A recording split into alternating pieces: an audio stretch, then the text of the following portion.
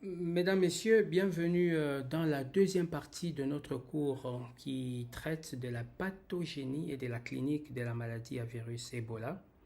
Ça sera un peu plus court, bon, un peu plus détaillé que d'habitude parce que, bon, voilà, suite à plusieurs demandes des amis qui voulaient avoir un peu plus d'éclaircissement, et j'ai essayé de détailler un peu les cours, mais sinon c'est intéressant. Alors, nous allons parler de la pathogénie de la maladie à virus Ebola. J'ai essayé de mettre le plus de schémas possibles, des diagrammes de la littérature, pour avoir des explications assez intéressantes et ne pas vous endormir et vous saouler, bien entendu. Alors, pour ce qui est de la pathogénicité du virus, le virus Ebola, une fois qu'il infecte les... Je suis en train de chercher le curseur, oui, je l'ai. Une fois qu'il infecte l'homme, il attaque les cellules dendritiques. Vous savez, ce sont ces macrophages qui sont au niveau de la peau et du tissu sous-cutané. Il provoque une paralysie, d'accord, de la réponse antivirale. Et ce qui va influer notamment la réponse des lymphocytes CD4 et CD8. Une fois que les cellules dendritiques sont affectées, ça entraîne une dérégulation de la co-stimulation parce que vous savez que à travers les mécanismes de l'immunité, que ce soit spécifique ou non spécifique, il y a une communication des cellules, des signaux chimiques et moléculaires pour permettre une action coordonnée de l'organisme face à une agression. Et cette agression une fois qu'elle n'est pas gérée par un mécanisme coordonné, ça entraîne une dysrégulation. Vous devez savoir que le virus peut également atteindre ce qu'on appelle le macrophage. Une fois que le virus atteint les macrophages, il inhibe la capacité des macrophages de pouvoir sécréter par exemple le TNF-alpha, qui pourrait très bien agir contre la glycoprotéine virale, et ceci va inhiber l'action ou la fonction des lymphocytes TCD4, les TCD8 et même des nature killers. Et à la fin, vous avez une apoptose, une lymphopénie et un mécanisme d'immunosuppression. Bien sûr, c'est relatif, mais cela ne vous permet pas de vous défendre correctement. Les macrophages inhibés peuvent également, ou alors infectés, peuvent réduire la production de TNF-alpha ou d'interleukine 6. C'est un interleukine qui agit très bien sur les vaisseaux, évidemment, et sur la perméabilité vasculaire. Et une fois que la perméabilité vasculaire est perturbée, vous pouvez avoir une fuite de liquide, une extravasation, comme on le dit. Et ce mécanisme est assez important pour provoquer l'œdème, un troisième secteur, on le verra plus tard. Et l'action, notamment du virus sur les cellules endothéliales, peut entraîner des troubles de la coagulation et à la longue ou dans la suite donner une coagulation intravasculaire disséminée. Le virus agit directement sur les hépatocytes. Il détruit les cellules hépatiques avec, par exemple, l'inhibition de la synthèse des facteurs de coagulation, ce qui va entraîner un syndrome hémorragique. Le virus va agir au niveau de la cortico-surrénale en entraînant, vous savez que la cortico-surrénale, de par sa structuration et sa fonction, elle produit avec sa couche glomérulaire, la couche réticulaire, la couche fasciculée, il produit les minéralocorticoïdes, dont l'aldostérone, ensuite les glucocorticoïdes et les hormones les androgènes, la dépiandrotestostérone et les autres, etc. Alors, une fois que la cortico-surrénale est atteinte, évidemment, ces hormones ne vont pas être sécrétées très facilement. On peut avoir des désordres métaboliques et surtout une hypotension artérielle à cause de l'atteinte de l'hypoproduction ou l'hyposécrétion de l'aldostérone. Et ceci peut entraîner un choc et bien entendu une défaillance multiviscérale. Et donc, je reprends ces schémas pour un peu plus de clarté. Une fois que les cellules dendritiques sont infectées, il n'y a pas d'interféron qui va être produit, pas d'interféron bêta, pas d'interféron alpha, pas de TNF-alpha, pas d'interleukine 6 ou une hyposécrétion, ce qui fait que la co-inhibition va être augmentée en défaveur de la co-stimulation, ce qui fait que les lymphocytes CD4 par exemple, qui une fois activés vont stimuler les lymphocytes B à produire des anticorps, cela ne va pas se passer très bien. Ils ne vont pas non plus aider les lymphocytes CD8 par exemple à agir de manière efficace. Et par conséquent, nous avons ce qu'on appelle une contraction prématurée de tous ces lymphocytes qui finissent par donner ce qu'on appelle une apoptose et de manière générale une pauvre réponse immunitaire. Et ce qui fait que le virus prend les devants sur vous. Aussi, quand les cellules dendritiques sont atteintes, le virus, à part le fait que les cellules dendritiques soient atteintes, les filovirus peuvent infecter les macrophages et les monocytes. Dans ce cas de figure, naturellement, l'interféron gamma non plus, d'accord, ne va être produit ni l'interféron bêta, ni alors le TNF-alpha ou l'interleukine 6, et même les tissue factors. Les tissue factors vont être produits en grande quantité, les TNF-alpha en grande quantité, l'interleukine 6 en grande quantité, mais pas d'interféron, d'accord. Par conséquent, il y aura une action au niveau de l'endothélium qui va augmenter la perméabilité vasculaire et donc extravasation avec possible hémorragie. Le virus attaque directement les hépatocytes et ceci entraîne une hépatite très grave, très fulminante avec la perturbation de la quasi-totalité de toutes les fonctions et ceci va continuer à déprimer votre immunité.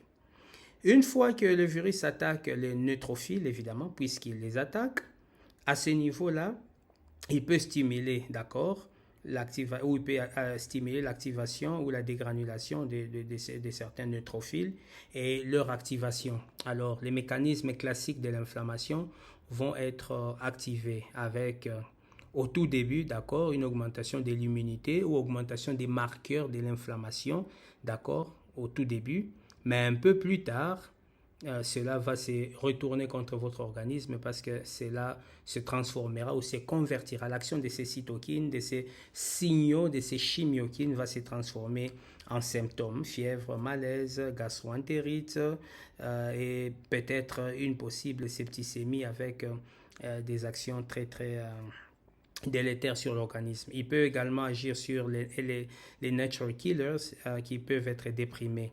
Au final, vous avez un orage cytokinique, d'accord, qui peut augmenter au fait l'action du virus et les dommages viraux sur les cellules de l'immunité. Et ceci va réduire fortement à la longue la réponse immunitaire, quoique les mécanismes inflammatoires seront augmentés. Et du coup, cette inflammation va se transformer en une agression sur votre organisme qui n'est pas capable de se défendre. Alors, dans la pathogénicité, le virus vous infecte parce qu'il entre soit par la peau, par les muqueuses qui sont endommagées ou qui sont lésées ou qui sont contaminées. Alors, qu'est-ce qui se passe? Vous avez une atteinte de la muqueuse et puis les cellules dendritiques sont les premiers à être infectées, notamment les cellules dendritiques et les macrophages. Alors, qu'est-ce qui va se passer? Les cellules dendritiques ou les macrophages se comportent en CPA, les cellules présentatrices de l'antigène. Une fois qu'elles vont capturer le virus Ebola sous la peau, les muqueuses seront très pressées de l'amener dans les lymphonodes, en fait, pour pouvoir le présenter aux lymphocytes afin qu'il induise une réponse coordonnée tant cellulaire que cytokinique et un peu plus tard humorale pour détruire le virus. Malheureusement, le virus avait besoin de ça pour entrer dans les lymphonodes, ce qui fait qu'il va entrer dans les lymphonodes et infecter toutes les autres cellules. À ce moment, le virus créera ce qu'on appelle une dysrégulation du système immunitaire. En créant cette dysrégulation, d'accord, du système immunitaire, il va provoquer donc un dysfonctionnement. Le dysfonctionnement concernera bien les cellules de l'immunité innée, donc les cellules dendritiques, notamment aussi les récepteurs RIG1, qu'on verra plus tard, avec une maturation qui est aberrante, qui n'est pas suffisante pour que les cellules puissent combattre effectivement ou efficacement.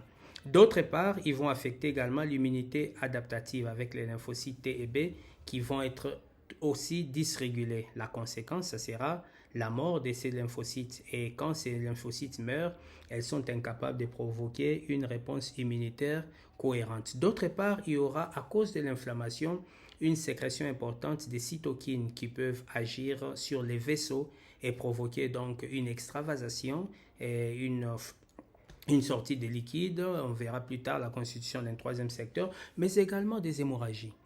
La pathogénicité du virus, donc d'un point de vue systémique, concernera plusieurs organes. Au niveau du cerveau, on aura une encéphalopathie. Au niveau du foie, on aura des lésions hépatiques sévères. Donc, une hépatite sévère avec les dysfonctions qui concernent, d'accord, qui vont provoquer en fait une élévation des enzymes hépatiques, une réduction de la production des facteurs de coagulation. Parfois, il existe une hypoalbuminémie, je les ai vus personnellement. Il y en a, parfois il n'y en a pas. L'hypoglycémie, il peut y en avoir, surtout en tout début de la maladie, mais vers la fin, ça peut se retourner, devenir une hyperglycémie. Il y a des variations.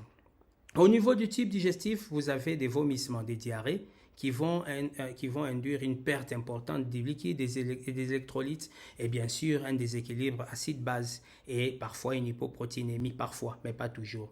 Au niveau de la rate, vous avez une dysrégulation de la production des cytokines et la mort des lymphocytes. Au niveau du rein, vous avez une infection, une atteinte rénale aiguë, une agression rénale aiguë et un dysfonctionnement avec un déséquilibre hydroélectrolytique et même acide basique.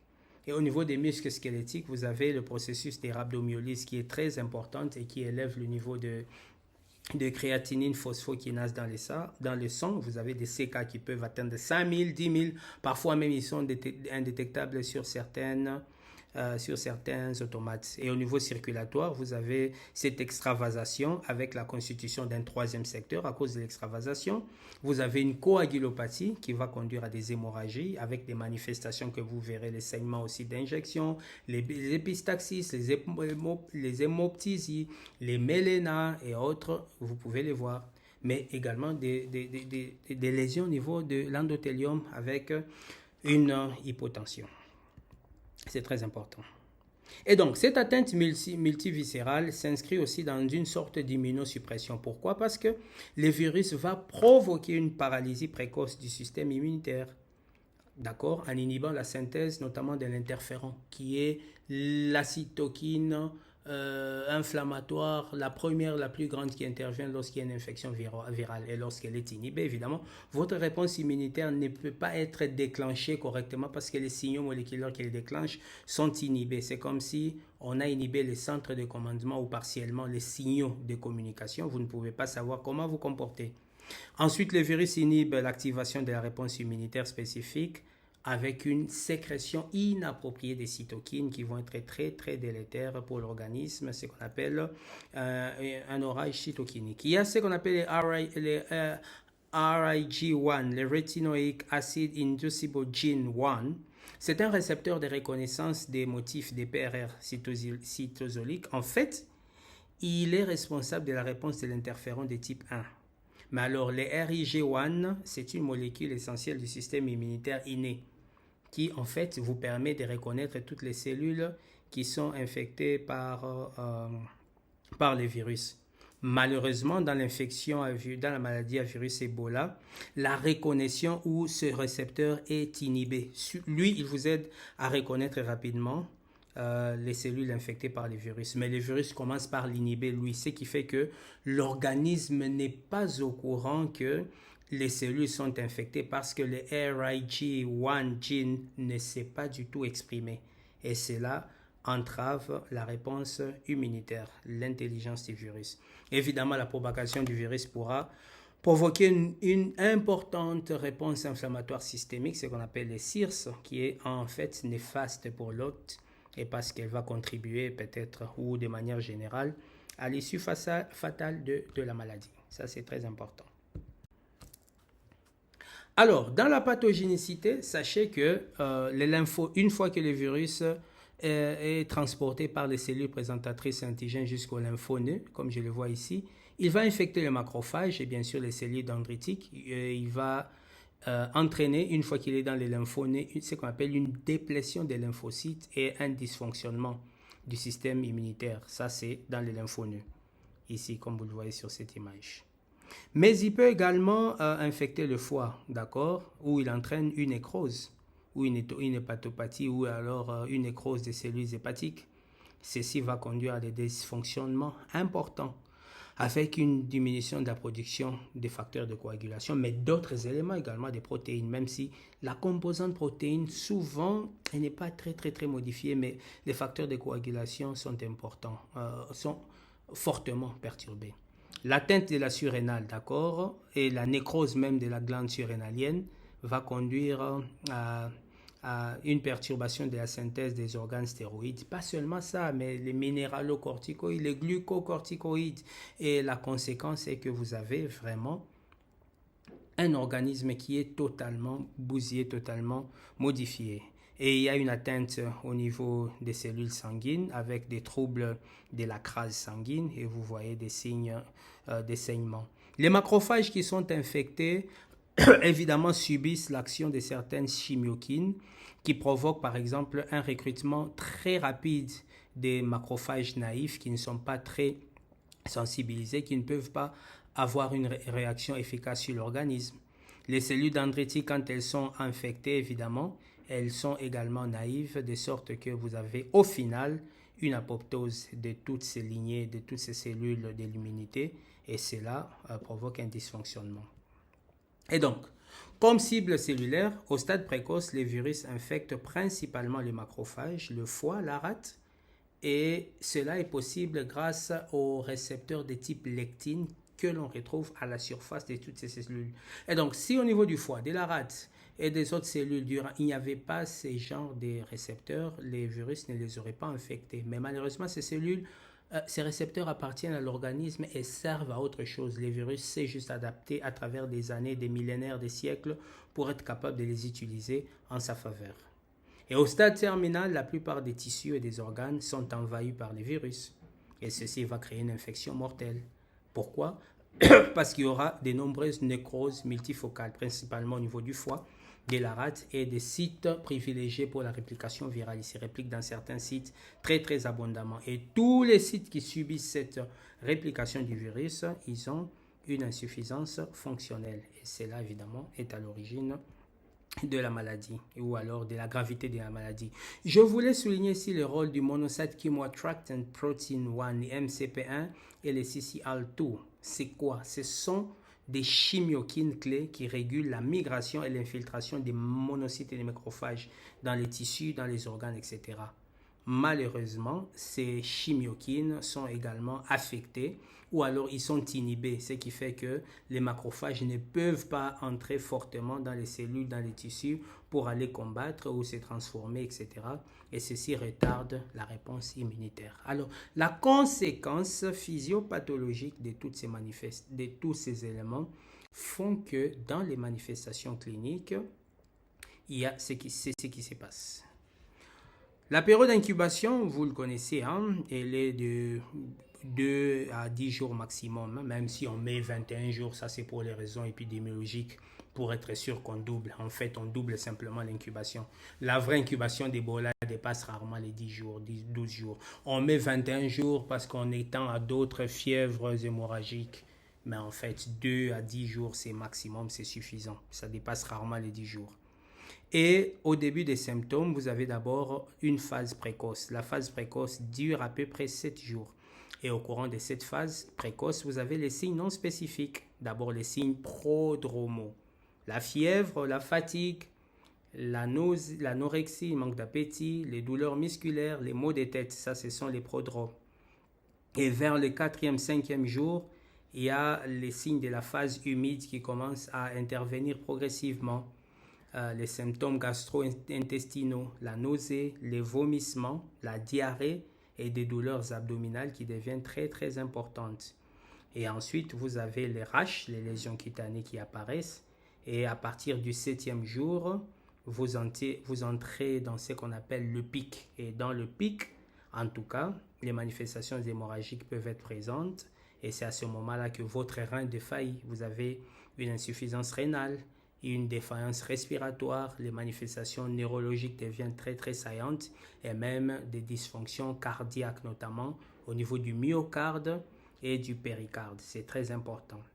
Et la conséquence biologique, on le verra plus tard, c'est que au tout début de l'épidémie, de la maladie, dans les 7 premiers jours, le nombre de globules blancs et de plaquettes est abaissé, mais les transaminases sont très élevés à cause de l'agression aiguë du foie. Vous avez une hypoglycémie à cause de la destruction partielle de la cortico-surrénale. Et vous avez la fonction rénale, les reins qui réagissent directement et l'organisme qui réagit bien sûr à cette agression avec l'urée et la créatinine qui sont élevées. Vous avez une hyponatrémie ou alors une hypernatrémie, ça dépend. Une hypercalémie, ça dépendra de la composante et la façon dont ça se présente. Une hypocalcémie et une hypomagnésémie. Vous avez une acidose métabolique avec le lactate qui est très augmenté et le bicarbonate qui est diminué. Les CK augmente à cause de la myoglobinurie et de la myoglobinémie, bien entendu. L'albuminémie peut ou ne pas être perturbée et vous avez une coagulopathie importante avec la prothrombine, les D-dimères et autres qui sont très augmentés et jusque dans la phase de pic. Et dans la phase de récupération, vous avez une uvéite parfois qui est là, mais elle peut être bien avant. Elle peut être dans la phase aiguë, dans la phase de pic, pas nécessairement dans la phase de récupération. Un peu plus tard, les plaquettes vont maintenant commencer à augmenter. Il est important de noter que dans la phase aiguë, pour les personnes qui vont mourir d'Ebola parce que l'organisme ne va pas répondre, le pic se situe entre les 5 et les 7e jours et en général, les personnes meurent dans ces conditions. Mais chez les personnes qui vont survivre, le pic survient au 7e jour, comme vous le voyez en rouge continu, mais ils vont le garder jusqu'au 10e. À partir du 14e jour, la virémie commence progressivement à diminuer. Les immunoglobulines M commencent à apparaître dès le 2, 3e, 4e jour. Ils commencent à s'élever, mais en très petite quantité. Ils atteindront le pic vers le 10e jour avant de disparaître, je crois, après 2 jusqu'à 3 mois, ils peuvent rester. Mais l'immunité humorale, c'est celle qui apparaîtra à partir du 10e jour et elle pourra rester pendant des années. Et à cause de cela, les signes cliniques, comme vous pouvez le voir sur ces images, c'est la personne qui vomit du sang. Ça, ce sont les images du prof Mouyemé, de ses propres présentations, de ses participants de Kikwit que j'ai prises. Et les personnes avec des convulsions, ça c'est à Kikwit en 1995 et d'autres images très très dramatiques. Ici vous avez des saignements au point d'injection et évidemment un tableau des fièvres hémorragiques. Alors, dans les manifestations cliniques, sachez que vous pouvez faire la maladie et mourir. Vous pouvez faire la maladie et guérir. Et comment est-ce que vous passez d'un statut d'une personne infectée à celui d'un survivant? C'est important de le savoir. Et pour cela donc, il y a des manifestations cliniques ou alors vous pouvez avoir le virus et plus tard l'éliminer et rester asymptomatique après avoir éliminé totalement le virus.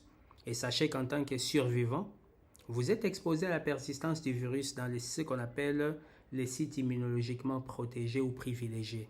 Ce sont des sites dans lesquels le virus peut rester pendant des années, latent et quiescent, et un peu plus tard, à l'occasion d'une perturbation qui peut être biologique, hormonale, physiologique, ces virus vont être relargués à partir de ces sites, capables de pouvoir créer une rechute chez la même personne et être à l'origine d'une nouvelle épidémie. C'est très important. Ça peut être une rechute ou une réinfection. Ces sites immunologiquement protégés, ce sont les yeux, c'est les testicules et c'est surtout le système nerveux central, le cerveau et les méninges. Et maintenant, à cause de toutes ces atteintes, les manifestations cliniques d'Ebola, et même après la maladie, quand vous êtes guéri comme survivant, vous pouvez manifester plusieurs symptômes. Dans ce diagramme proposé par Chevin Jacobs, que j'ai repris, à la fin de la maladie, vous avez une fatigue généralisée. Vous avez la fatigue, une perte de poids, l'anorexie, parfois vous avez des fièvres qui ne finissent pas, des sueurs nocturnes, des ganglions, vous avez une anémie. Du point de vue psychologique ou mental, vous pouvez avoir l'insomnie, les désordres anxieux, la dépression. Au niveau du système nerveux central, vous pouvez avoir un examen neurologique perturbé, des maux de tête, des pertes de mémoire, des vertiges, des paresthésies.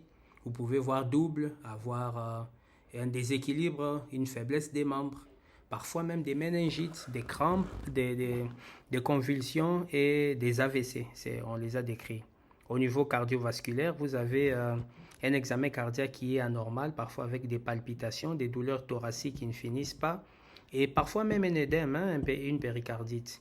Au niveau de l'appareil urinaire, vous avez parfois une pollacurie, hein, et surtout nocturne, et même une dysurie et parfois une polyurie. D'autres même fois même une incontinence. Au niveau des yeux, l'uvéite est très fréquente, cela a été très décrit, une perte de la vision, une diplopie, une cataracte, une vision floue, une photophobie et parfois l'œil qui chatouille, des douleurs oculaires, vous avez sensation de cuisson dans l'œil, rougeur de l'œil, sécheresse de l'œil, et vous pouvez avoir ça également, ou sensation d'un corps étranger. Parfois, vous perdez l'audition et vous pouvez avoir aussi des douleurs nasales ou au niveau de la gorge, et vous pouvez également voir ça.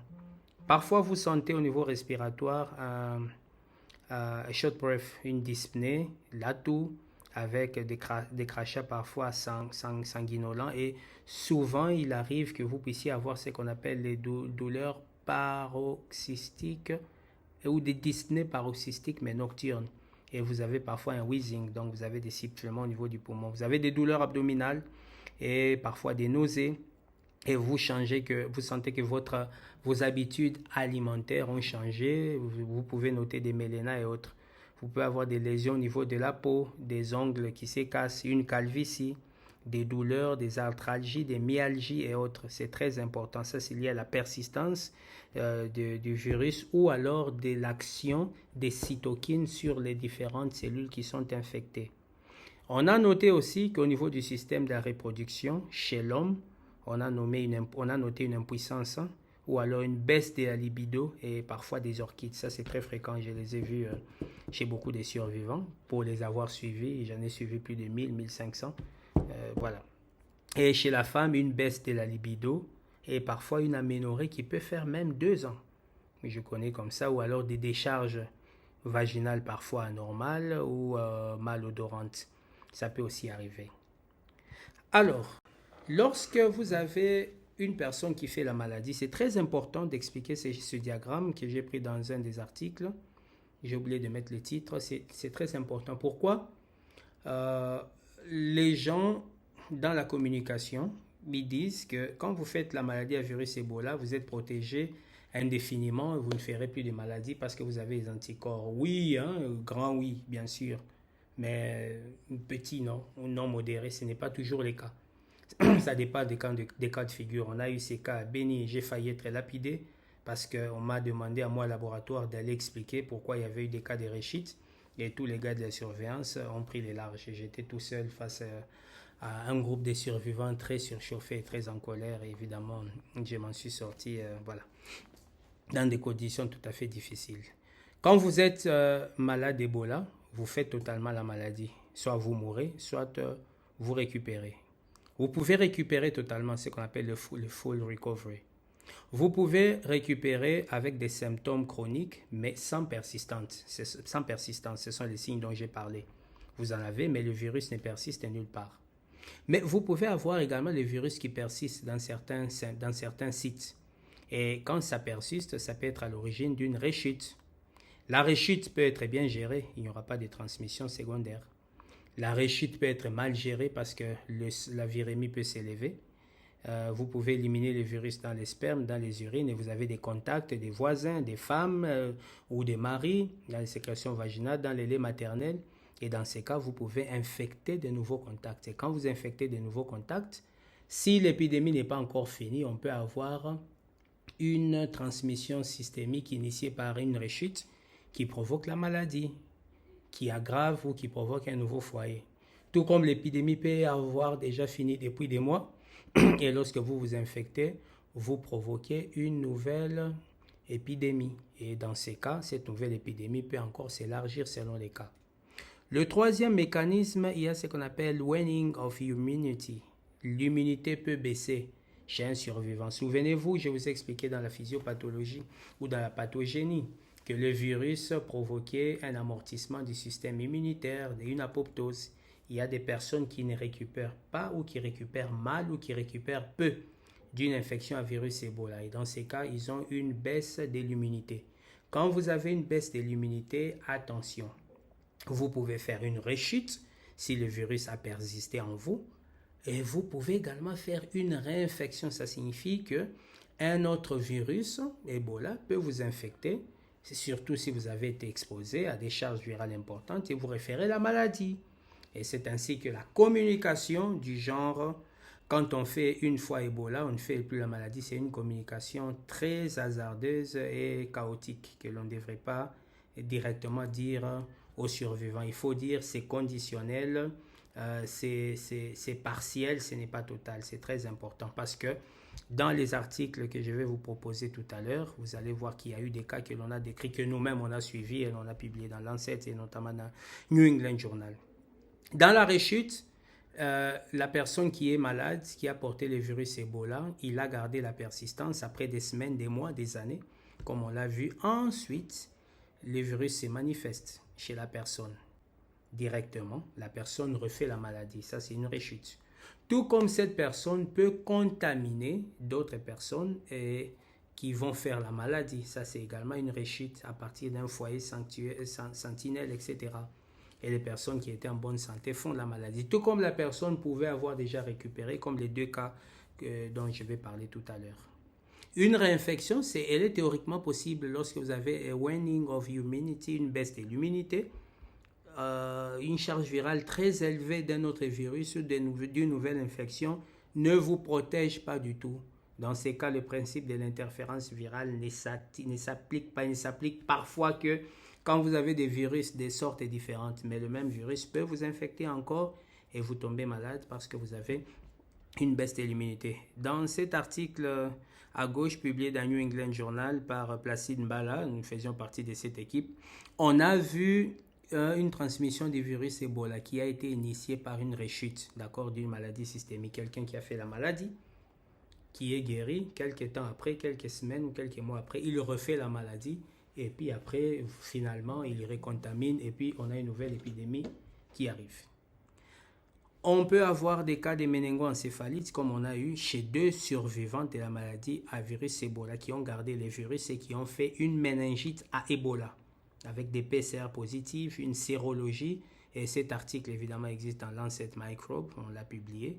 Et vous pouvez également lire cela. C'est pour dire que la maladie à virus Ebola, c'est une maladie très complexe pour laquelle les commentaires, l'expertise devraient tenir compte d'éviter tout triomphalisme lorsqu'on présente la situation parce qu'elle peut être dramatique et elle peut même se retourner contre nous-mêmes les experts. Et donc pour cela, je suggère que l'on soit très modéré. Je vous remercie d'avoir suivi cette deuxième partie de notre présentation consacrée à la maladie à virus Ebola. J'espère que vous l'avez aimé et elle a été très utile pour vous. Et nous espérons vous retrouver dans la troisième et je pense la dernière partie qui va parler des questions de diagnostic, de traitement et de prévention. Merci de nous avoir suivis. La suite dans la prochaine intervention. Au revoir.